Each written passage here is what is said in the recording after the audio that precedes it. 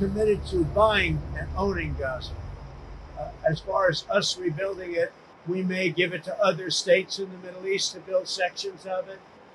Other people may do it through our auspices, but we're committed to owning it, taking it, and making sure that Hamas doesn't move back. There's nothing to move back into. The place is a demolition site. It'll be, the remainder will be demolished. Everything's demolished. I mean, you can't live in those buildings right now. They're very unsafe. But we'll make it into a very good site for future development by somebody. We'll let other countries develop parts of it. It'll be beautiful. People can come from all over the world and live there.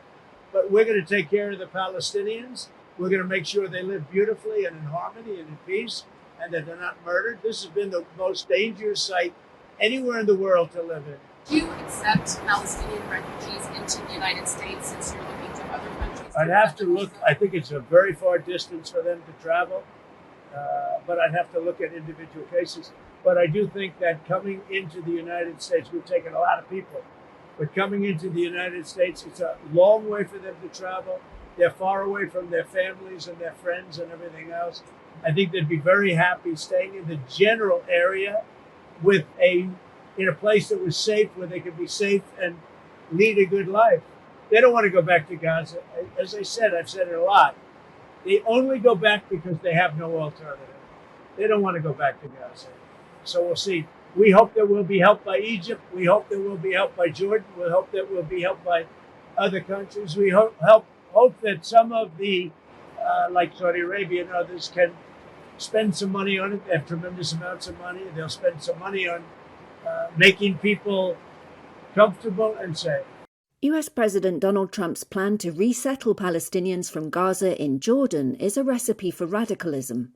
That's the stark warning Jordan's King Abdullah plans to deliver when he meets Trump in Washington on February 11th, according to 3 senior Jordanian officials. Relocating the Palestinians will spread chaos through the Middle East, he'll warn, threatening Jordan's peace treaty with Israel and even the kingdom's existence. Trump's plan sparked protests in the Jordanian capital Amman on Friday. Abdullah said this week he rejected any attempts to annex land and displace Palestinians. One source said he'd made a flurry of calls to regional heavyweights Saudi Arabia, the United Arab Emirates and Qatar to muster support. Jordan absorbed more Palestinians than any other state after Israel's creation in 1948. By some estimates, they make up more than half of its population of 11 million. Trump announced a plan on Monday for the United States to take over Gaza after resettling the Palestinians in neighbouring countries. A White House briefing on Monday modified that idea, saying instead that Palestinians would be temporarily relocated for the rebuilding process. Trump's plan evokes Jordan's nightmare of being turned into an alternative home for the Palestinians, a vision long promoted by right-wing Israelis. Amman fears it would pave the way for the expulsion of 3 million Palestinians from the neighbouring Israeli-occupied West Bank, where violence has surged. Jordan has been a close Western ally since independence from Britain in 1946 and hosts US forces. It signed a peace treaty with Israel in 1994. According to Marwan Muasher, a former foreign minister who helped negotiate that deal, the main justification for doing so was to prevent a Palestinian state being set up in Jordan. Even Jordan's establishment is now questioning that reasoning, he said. The official said Jordan is preparing for worst-case scenarios, drawing up plans including declaring a state of war with Israel, abrogating the peace treaty, and declaring a state of emergency. Jordan is also a top recipient of US military and economic aid, to the tune of about $1.45 billion a year. The US will take over the Gaza Strip, and we will do a job with it too. President Donald Trump's plan for the US to take over Gaza after permanently resettling Palestinians has sparked international condemnation. I don't want to be a wise guy, but the Riviera of the Middle East, this could be something that could be so bad. This could be so magnificent. His proposal has shattered Washington's decades-long policy of a two-state solution, which would create an independent state for Palestinians in the West Bank and Gaza, alongside Israel's existing one. Regional heavyweight Saudi Arabia, which Trump hopes will establish ties with Israel, rejected the plan outright. along with the leaders of Jordan and Egypt.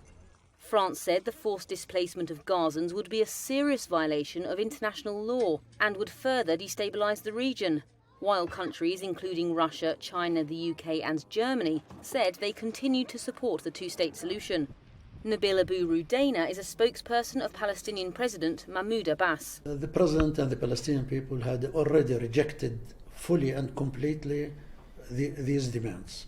This land is a Palestinian land, it's the international law, it's the Arab Peace Initiative. We refuse any kind of transfer for the Palestinian people, and we appreciate the position of the Saudi Arabia and Egypt and Jordan concerning this issue. West Bank residents also condemned the pledge. One asked where Trump imagines he'll relocate the Palestinians to. Another told Reuters that Trump wants to, quote, control the world, but doesn't understand what he's talking about. An official from Palestinian militant group Hamas, which ruled the Gaza Strip before the war with Israel, dismissed the plan as, quote, ridiculous and absurd. Ladies and gentlemen, the President of the United States. In his first major Middle East policy announcement, President Trump, a former New York property developer, said he envisioned building a resort in the enclave. Here, he said, international communities could live in harmony. That's after over 15 months of Israeli bombardment devastated the coastal enclave of Gaza and killed more than 47,000 people by Palestinian tallies. It's not clear whether Trump will go ahead with his controversial plan or is simply taking an extreme position as a bargaining strategy. He did not provide specific details as he announced this proposal.